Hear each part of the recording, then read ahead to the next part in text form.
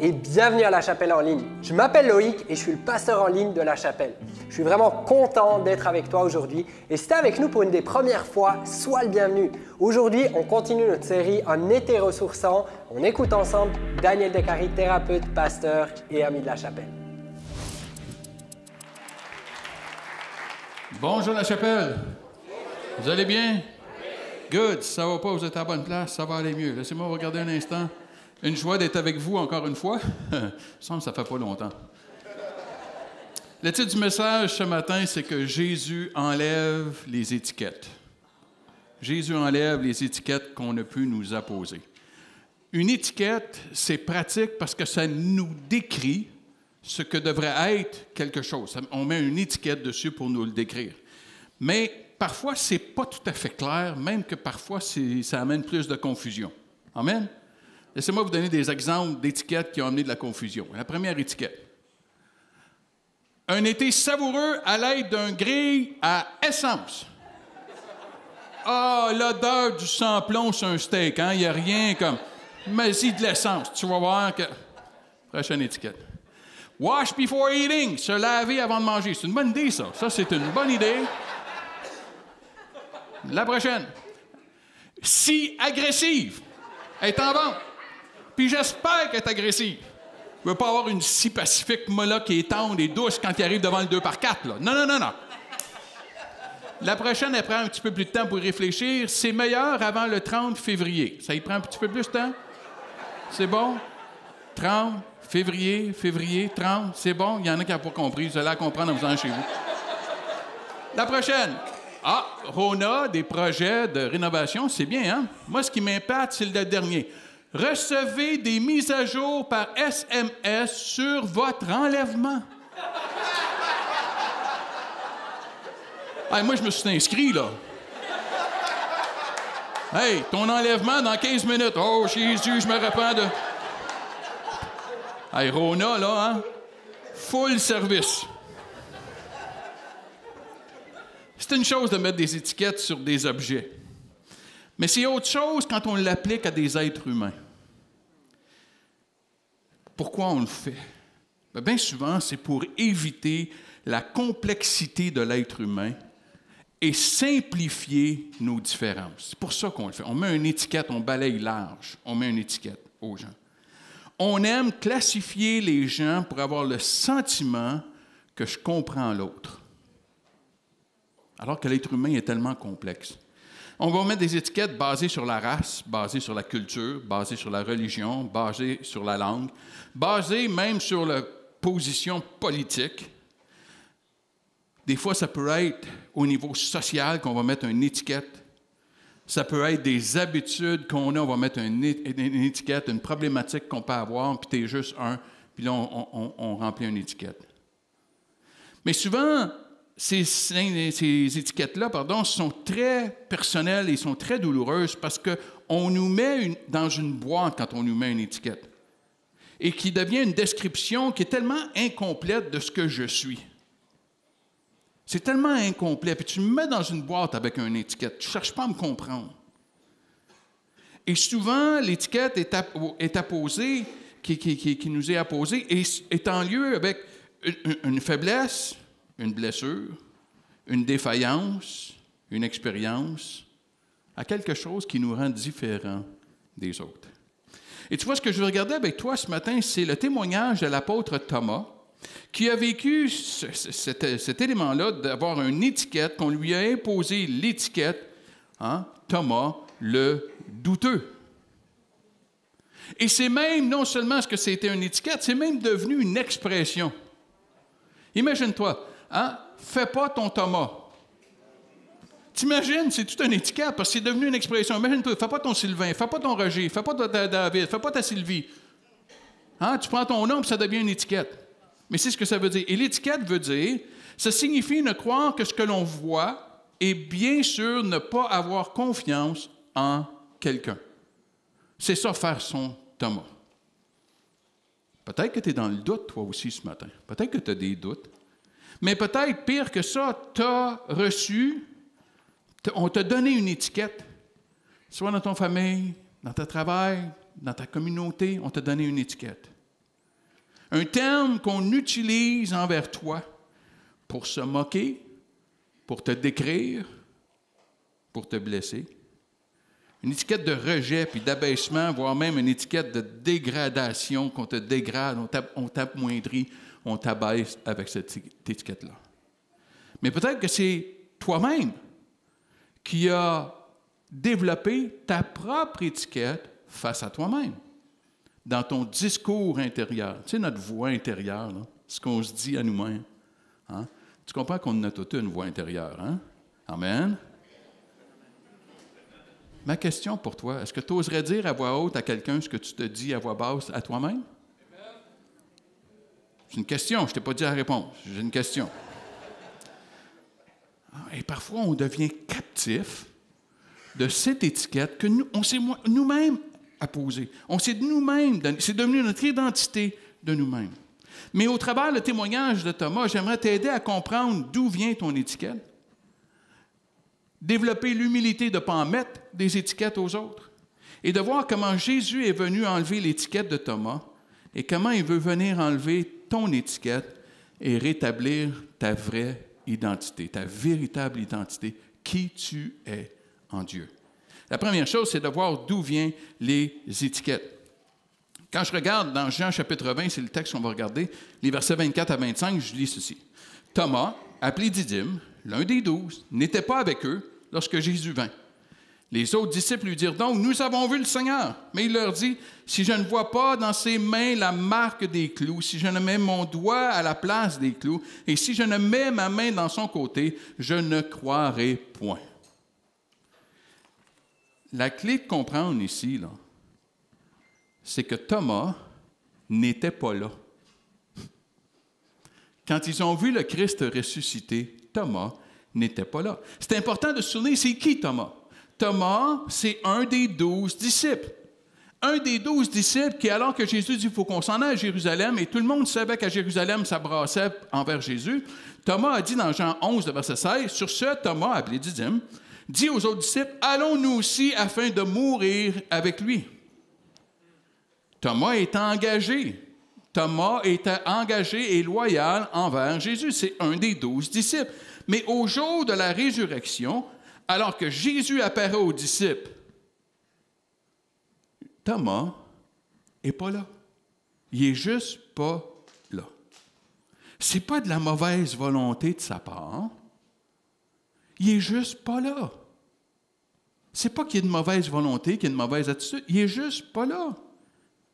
Et il ne peut pas partager la même expérience que les autres disciples. Parce qu'il n'était pas là, il ne l'a pas vécu. Et la question qu'on peut se poser, c'est, mais pourquoi il n'était pas là? On n'a pas la réponse. C'est bon de te poser la question, mais on n'a pas la réponse. On ne sait pas pourquoi il n'était pas là. Okay? Mais parfois, on peut se poser la même question quand je suis envahi par mes étiquettes, quand je suis envahi par mes blessures, quand je suis envahi par mes traumatismes, je suis envahi par mes combats, mon histoire de vie, je peux arriver à la même chose au pourquoi. Pourquoi moi? Pourquoi moi j'ai vécu ça? Pourquoi moi est-ce que je vis ça? J'aimerais te suggérer ce matin que c'est fort probable que tu ne trouveras jamais la question au pourquoi. Tu ne la trouveras pas. Le pourquoi. Pourquoi moi j'ai vécu ce que j'ai vécu, ou pourquoi je vis certaines épreuves, certaines difficultés. La clé de se souvenir ce matin, on n'a pas tous la même case départ. On a tous le même fil d'arrivée. En Jésus, on a tous le même fil d'arrivée. Mais la réalité est qu'on n'a pas toute la même case départ dans la vie. Pour certains, la case départ a été douloureuse. Elle a été souffrante. Peut-être tu as grandi au milieu de la dysfonction familiale. Tu as vécu au milieu de l'abus, de la négligence, des traumatismes. Tu as vécu dans la pauvreté financière, mais peut-être la pauvreté émotionnelle, la pauvreté spirituelle. Tu pars de loin. Peut-être que tu as grandi dans un milieu de vulnérabilité, d'instabilité. Le climat, l'environnement était dangereux. Il y avait des dangers qui te guettaient tout le temps. C'est anxiogène. Peut-être que tu as grandi dans une famille, tu as grandi dans un contexte où tu étais en mode survie. La clé, c'était de survivre. Et quand tu es en mode survie, c'est facile à identifier parce que tu n'as pas le temps pour rêver. Tu ne peux pas rêver. Tu es en mode survie. Tu essaies juste de survivre, encore une fois. Et dans tout ce climat, on t'a apposé une étiquette. Ou tu vas te retrouver toi-même une étiquette. Et souvent, une étiquette de honte quand je cherche à comprendre le pourquoi moi. Parce que tu vois, en tant qu'enfant, l'enfant est incapable de prendre la distance cognitive, la distance émotionnelle avec ses parents. Il est incapable. Il a un besoin d'attachement avec ses parents. Okay? Ce qui fait en sorte que l'enfant ne peut pas dire « Mon père, ouf! Hey, mon père, je te dis qu'il ne l'a pas fort. » Le côté paternel, mon père, là, oh, ça, il l'a manqué. Il ne l'a pas. Il ne l'a vraiment pas. L'enfant n'est pas capable de faire ça. L'enfant se dit « Wow, je dois être vraiment moche. » Parce que regarde la réaction que je produis, c'est mon père. Plus tu parles mal à un enfant, il ne t'aimera pas moins, il va s'aimer moins. Et l'enfant tombe dans l'étiquette de la honte. Dans l'étiquette qu'il y a quelque chose, c'est de ma faute. Et c'est important de comprendre la différence entre la honte et la culpabilité. La culpabilité, c'est que j'ai commis une erreur. Et ça, la Bible est claire. On est tous coupables. Tous ont péché et sont privés de la gloire de Dieu. On a tous une culpabilité. On est tous coupables. J'ai commis une erreur. La honte, c'est pas que j'ai commis une erreur, c'est que je suis une erreur. C'est ça la honte. Et ça, la Bible est catégorique que c'est faux. Tu n'es pas une erreur. Tu n'es pas une erreur. Et à partir de cette étiquette, je vais interpréter tout ce qui m'arrive dans la vie et être pris dans les pourquoi. J'aimerais te suggérer ce matin qu'au lieu de te poser la question « pourquoi ?», de te poser la question « comment ». Comment, à partir de ma case départ, est-ce que je peux avancer avec Dieu? Comment, à partir de ma case départ, est-ce que je peux vivre? Comment, à partir de ce que j'ai pu vivre? Et comment entrer dans le processus de restauration de mon identité? Et pour certains ici, c'est difficile de croire que tu pourrais changer d'étiquette. C'est difficile pour toi de croire que c'est possible, parce que tu pars de loin. Mais j'aimerais te dire ce matin, qu'en Jésus, c'est possible. En Jésus. Ne laisse jamais une étiquette déterminer ta valeur. Ne laisse jamais une étiquette déterminer ta valeur. Parce que tu sais ce que Dieu dit à propos de toi? Que tu es une créature merveilleuse. Et David va dire, c'est un homme qui dit ça. Hein? Quand je regarde, je te loue de ce que je suis une créature si merveilleuse. Psaume 139. Et mon âme le reconnaît. Ce n'est pas juste un concept intellectuel, c'est un concept émotionnel. Je reconnais, c'est ça mon identité. Je suis une créature. Tu vois, c'est pour ça que la Bible est claire au niveau de la honte. Je ne suis pas une erreur. Je ne suis pas un échec. Je vais faire des erreurs, ça c'est sûr. Je vais avoir des échecs, ça c'est sûr. Mais je ne le suis pas. Fondamentalement, je suis une créature merveilleuse, malgré l'étiquette que tu as pu m'apposer ou l'étiquette que je me suis apposée. Oui, le processus va être différent, dépendamment de ta case départ. Dépendamment de ta case départ. C'est correct. Certains ici, là, vous partez de loin. Et il y en a, là, la réalité est, il y en a ici, là, juste le fait que tu es vivant ce matin, c'est miraculeux. Juste le fait que tu es vivant. Juste le fait que tu es là.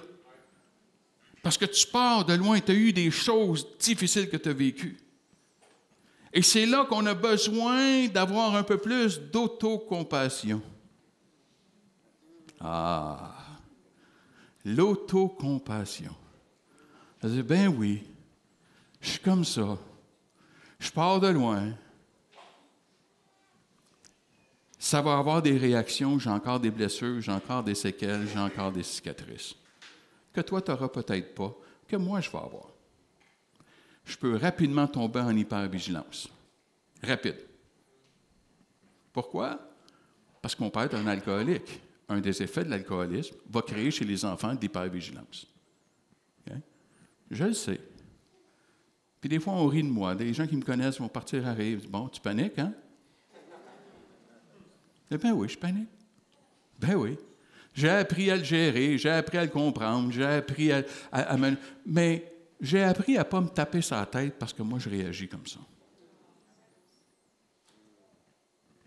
Il y en a pour qui juste être ici, c'est un miracle. Tu as besoin d'autocompassion. Cesse la comparaison avec les autres. Parce que tu compares deux choses différentes. Fais attention aux médias sociaux. Come on. Fais attention. Ça t'es-tu déjà arrivé de voir la photo de profil de quelqu'un des médias sociaux, puis après tu la rencontres en vrai, puis tu dis, OK.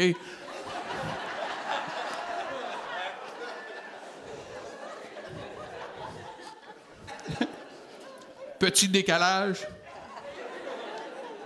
Hein? Des couples. Hein? Tu vois des photos de couples sont en amour, tes rencontres. Hein? OK. Je sais qu'il n'y en a pas ici. Là. Ça, je suis d'accord avec vous. Là. Parce que tu vois, quand tu fais dans la comparaison, tu tombes dans un piège épouvantable parce que tu vois juste ce que l'autre veut bien te montrer. OK? Tu vois juste qu'est-ce que l'autre veut bien te montrer. Lors des missions Apollo, là, je vais me dater, pas d'après. Écoute bien. Apollo, là, pour ceux qui sont ignorants. Ceux qui sont... C'était pas le bon mot, ça, hein?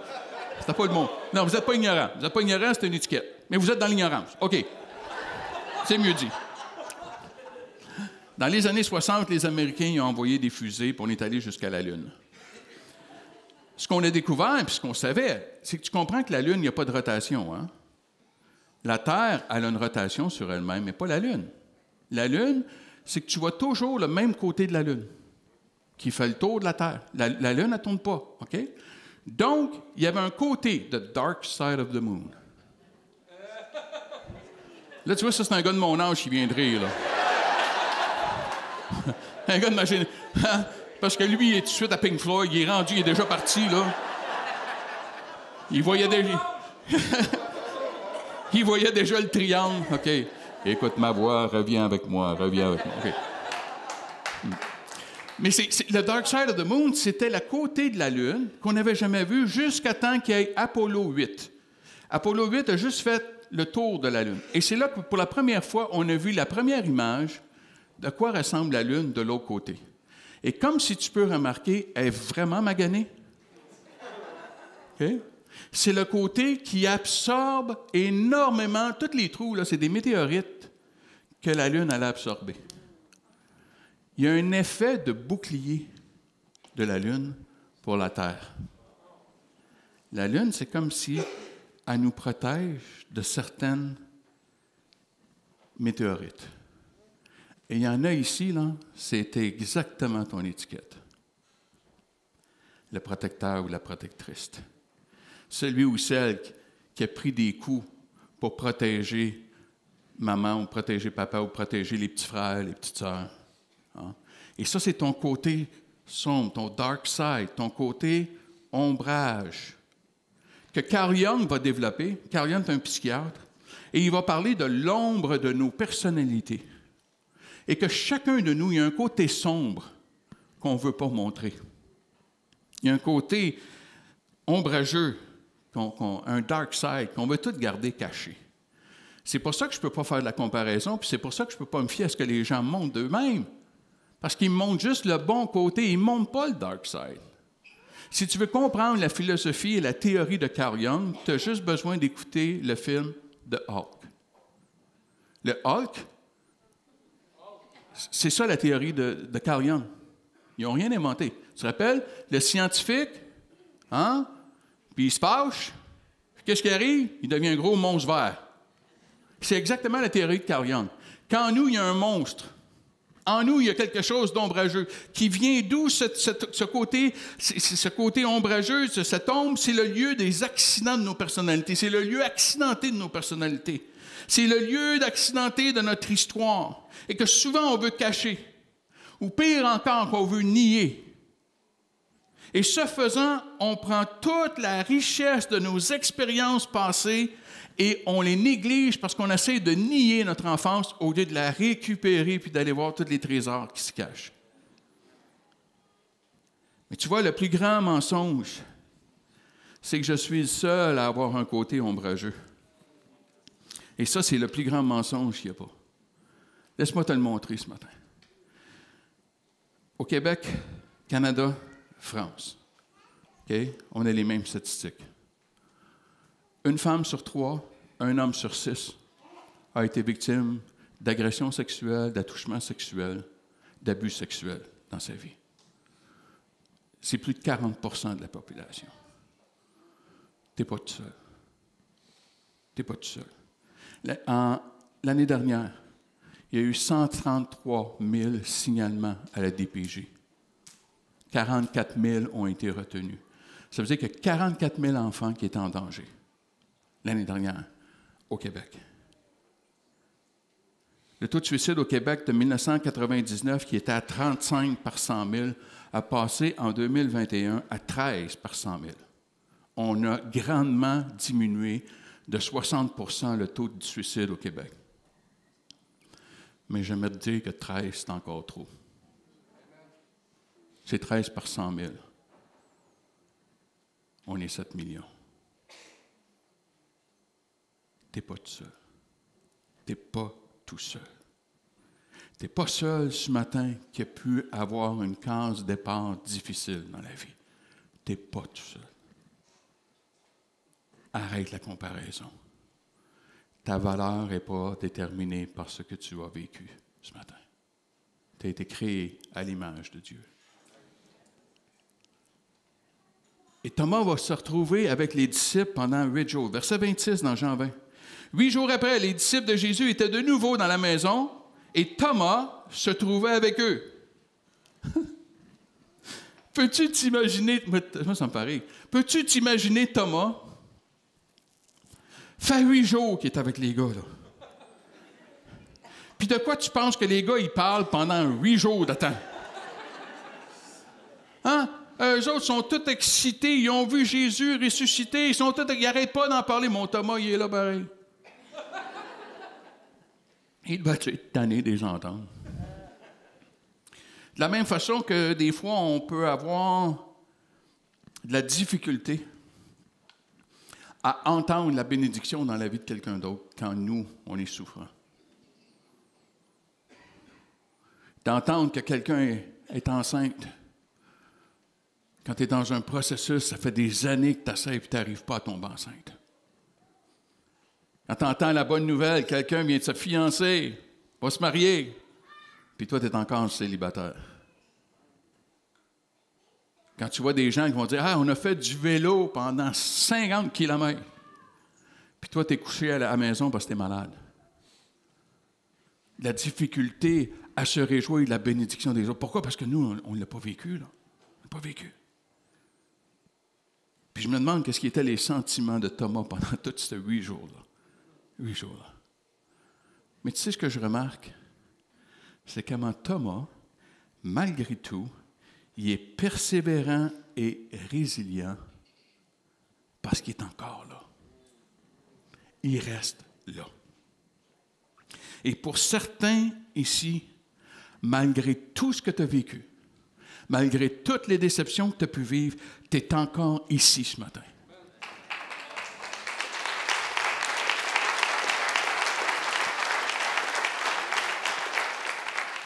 Peut-être que tu m'écoutes en ligne ce matin. Tu es encore en train d'écouter en ligne. Et Dieu le voit. Dieu voit. Mais moi, je suis frappé par l'amour des disciples pour Thomas.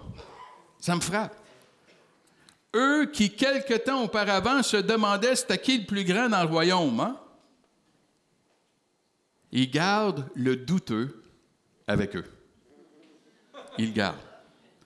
Parce qu'ils ont eu l'humilité d'admettre qu'eux aussi avaient douté avant l'apparition de Jésus.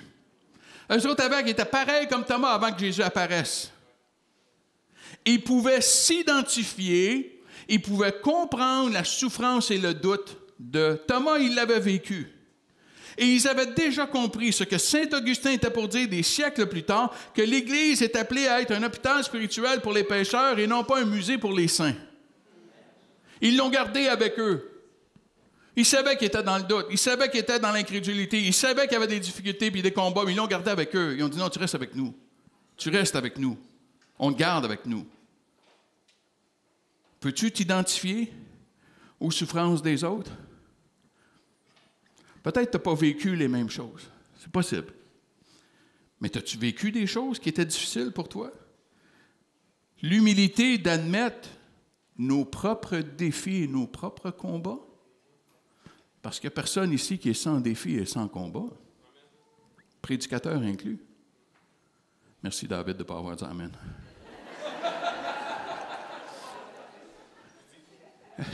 Il a dit oui. C'est moins spirituel. Oui, c'est moins spirituel quand même. Voici une citation de Robin Williams, qui a eu une fin tragique, qui a dit ceci. Ce sont les personnes qui ont souffert qui font de leur mieux pour rendre les autres heureux, parce qu'ils savent sur ce que signifie se sentir mal et ils ne veulent pas que quelqu'un d'autre se sente ainsi. Lita Bassett, dans son livre « Moi, je ne juge personne », a dit « Nous constatons alors que la diabolisation d'autrui s'est trouvée démultipliée par le blanchissage de nous-mêmes. » En d'autres mots, j'arrête de te pointer du doigt puis de te trouver pécheur quand je prends compte que moi, je suis pécheur et j'ai été pardonné par sa grâce. On est égal. On est au même niveau. La mère Teresa a dit « Ce qui fait de toi quelqu'un d'élégant, ce n'est pas ce que tu portes, c'est la manière dont tu traites les autres. » Paul a dit dans Galates 6, le verset 1, « Frères, si un homme vient être surpris en quelque faute, vous qui êtes spirituels, redressez-le avec un esprit de douceur. Prends garde à toi-même, de peur que toi aussi tu ne sois tenté. » Facile pointer l'autre du doigt, mais de peur que toi aussi tu sois tenté. Tu n'es pas à l'abri. Tu n'es pas à l'abri de cela. Connais-tu l'histoire de l'autre ou est-ce que tu t'arrêtes à son étiquette? Et à partir de l'étiquette, tu portes un jugement, au lieu de connaître son histoire. Qu'on puisse s'inspirer des disciples dans l'accueil des uns des autres avec des expériences de vie qui sont différentes. Mais arrive Jésus. Versets 26 à 29. Jésus vint, les portes étant fermées et debout au milieu d'eux, il leur dit « Que la paix soit avec vous. » Je comprends, ils ont-tu été stressés, hein? Paf! Il est là. « Que la paix soit avec vous. » Merci Jésus. Oh. Puis il dit à Thomas, « Avance ici ton doigt, regarde mes mains, avance aussi ta main et mets-la dans mon côté et ne sois pas incrédule, mais crois. » Et Thomas lui répondit, « Mon Seigneur et mon Dieu. » Et Jésus lui dit, « Parce que tu m'as vu, tu as cru. Heureux ceux qui n'ont pas vu, et qui ont cru. » Tu vois, après 8 jours d'entendre les autres parler de la résurrection, Jésus vient et il honore la persévérance de Thomas. Peut-être que toi aussi, tu pars de loin. Peut-être que toi aussi, tu te compares aux autres. Jésus voit ta persévérance ce matin. Jésus voit que tu es encore là. Tu es encore là. Et quand Jésus s'approche de Thomas, il vient directement dans son étiquette. Il vient directement dans son doute. Il vient directement dans sa blessure. Et il va dire, touche, touche Thomas, touche. Et tu vois, tout est dans le ton de la voix. On n'a pas le ton de la voix. Mais parce qu'on connaît Jésus, on peut comprendre son ton de voix. On peut le savoir, c'est quoi. Hein? Jésus n'a pas été arrivé à Thomas.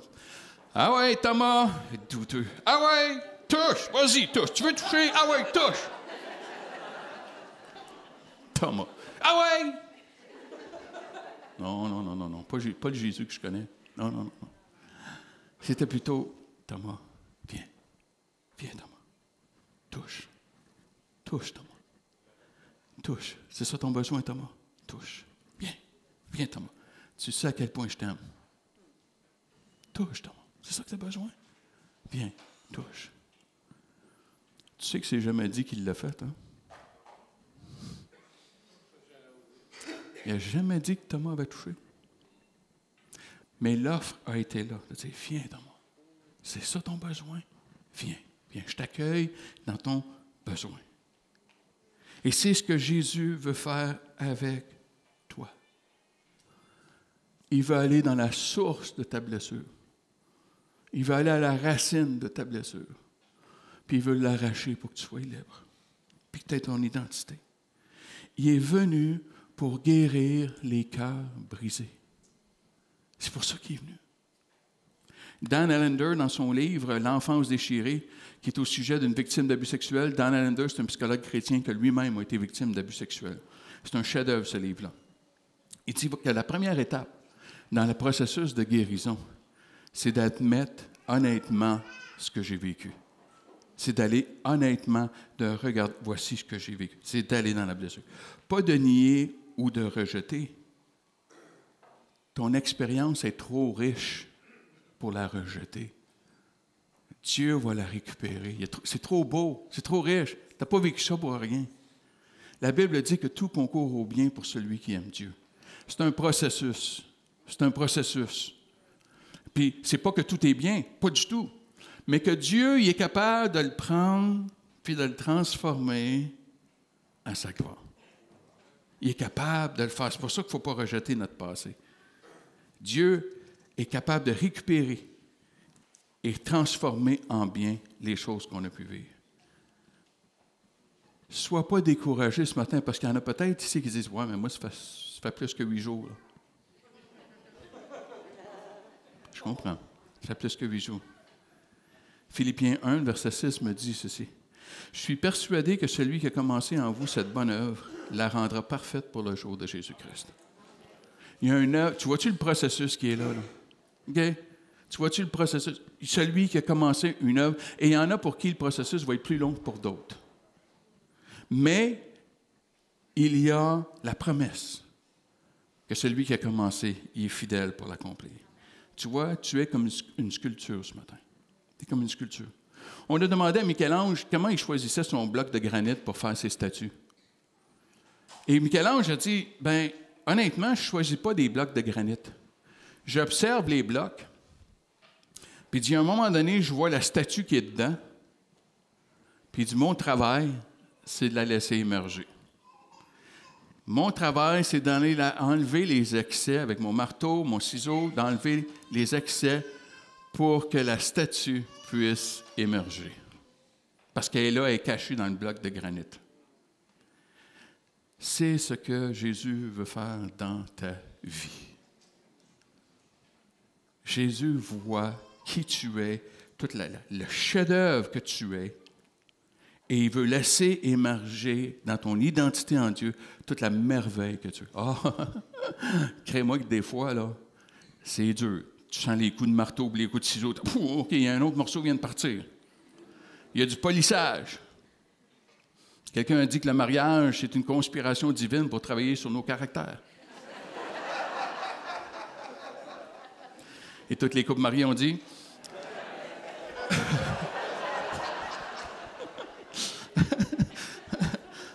Parce que des fois, ça va frotter.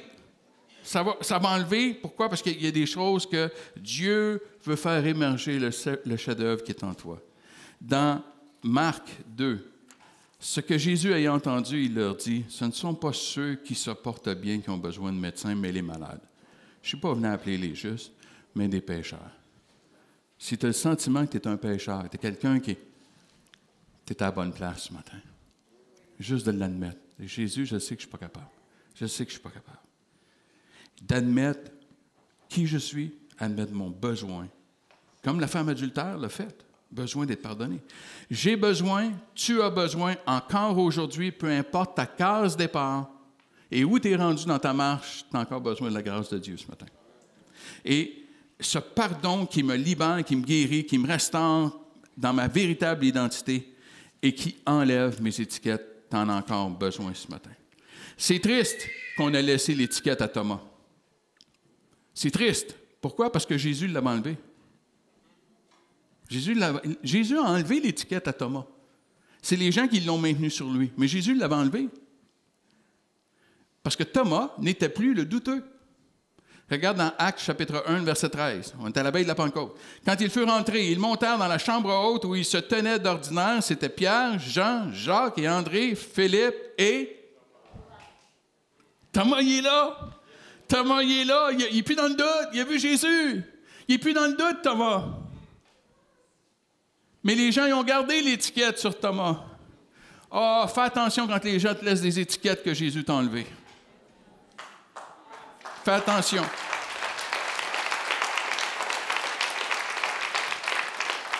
Est-ce que tu demandes ce que tu vois des gens autour de toi ou tu cherches à comprendre leur histoire?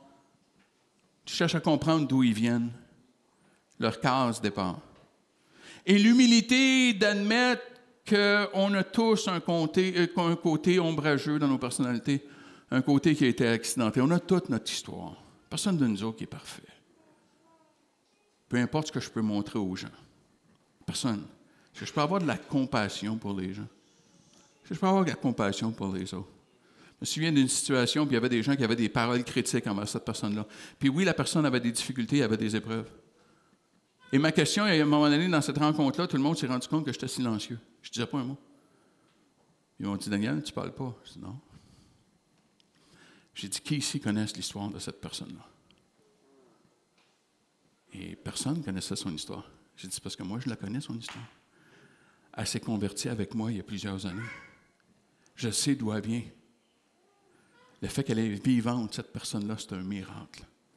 C'est un miracle. Oui, elle a des difficultés. Oui, elle a encore des... Mais allez connaître son histoire. Vous aurez de la compassion. Allez connaître l'histoire des gens autour de vous. Est-ce que tu t'es collé une étiquette? Toi-même, dans la honte, dans comment tu te parles intérieurement. Tu n'as pas eu la même case départ que d'autres. Arrête la comparaison. Arrête le pourquoi. Va dans le comment. Va dans le comment. Va dans le comment. Cesse la comparaison. Tu as de la valeur ce matin. À ses yeux, tu as de la valeur ce matin. Ton vécu ne change pas ta valeur. Et c'est là que tu as besoin d'autocompassion. Il y a des étiquettes ce matin. Viens à Jésus. Viens à lui. Persévère.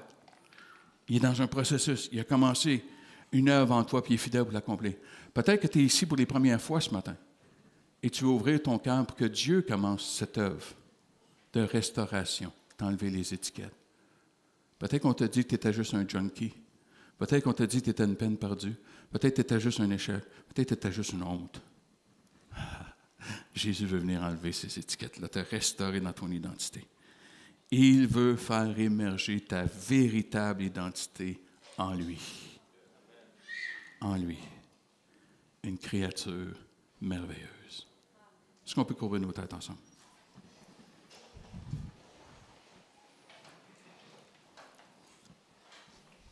Tu es ici ce matin, on t'a posé une étiquette. Puis c'est douloureux parce que tout au long, je disais des choses, puis ça te rentrait dedans parce que ça visait ton cœur, tu le sentais. Et tu vois, je le regrette pas parce que c'est ce que j'ai prié, que le Saint-Esprit prenne ce que je disais pour qu'il vienne pénétrer les cœurs. Pas pour te faire mal, pas pour te faire mal, mais te faire voir les racines pour t'apporter la guérison. Tu es ici ce matin. Malgré tout, tu es ici ce matin. Mais tu dis, on m'a mis des étiquettes. On m'a mis des étiquettes. Des fois, c'est moi-même qui s'en met.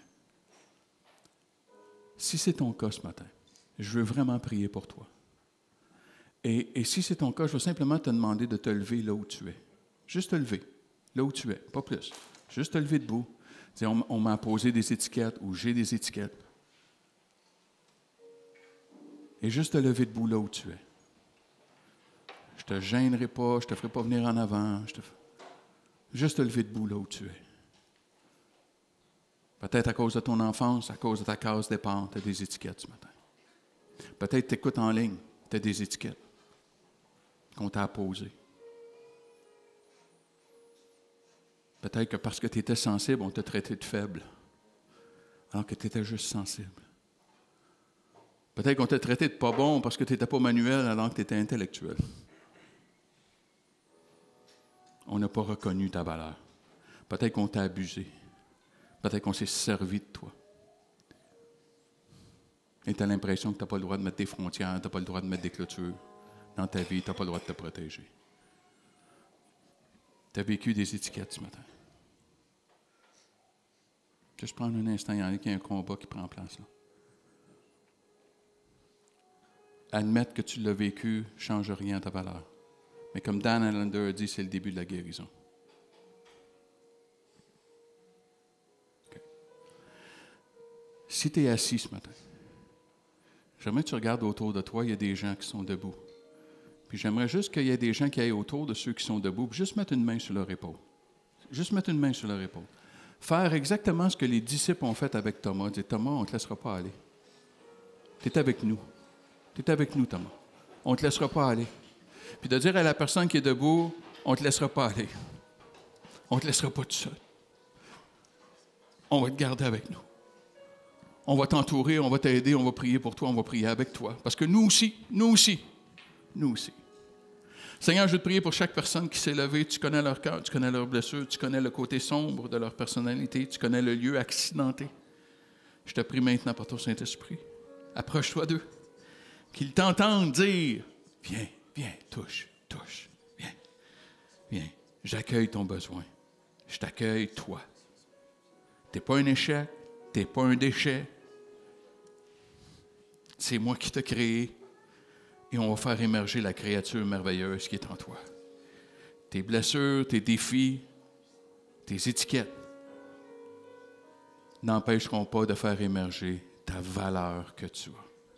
Seigneur, qu'on puisse être restauré en toi, de retrouver notre identité en toi. En ton saint précieux nom, Jésus, on a prié. Tout le monde a dit un grand Amen, et Amen, et Amen, et Amen.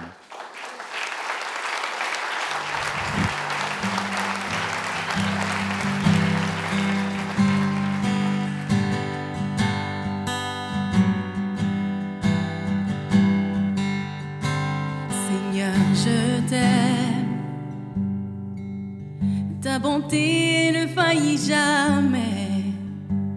À chaque jour, tu me tiens dans tes mains. Dès le moment où je m'éveille et jusqu'à mon coucher, je chanterai combien mon Dieu est bon. Tu as toujours été fidèle. Tu as toujours été là pour moi. Avec le souffle qui m'est donné, je chanterai combien mon Dieu est bon.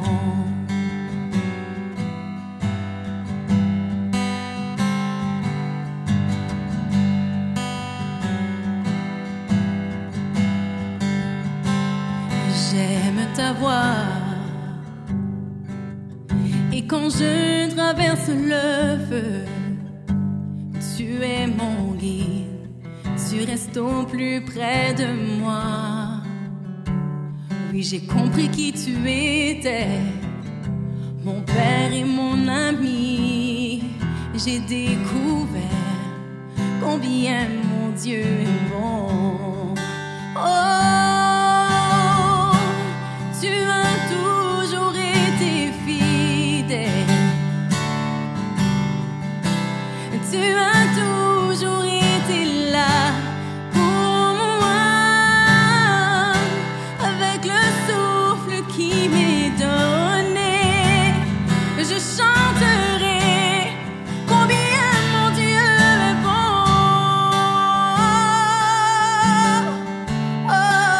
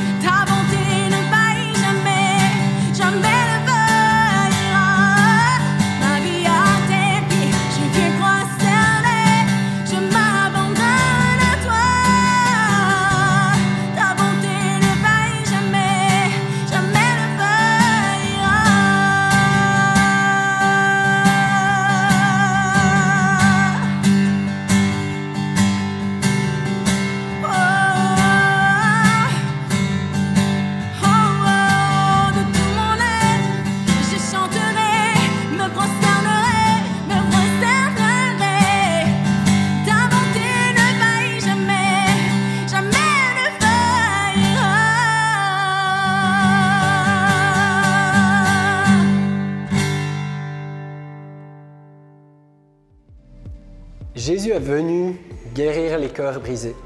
Si t'es blessé, brisé, c'est vers toi qu'il tend sa main. Saisis sa main.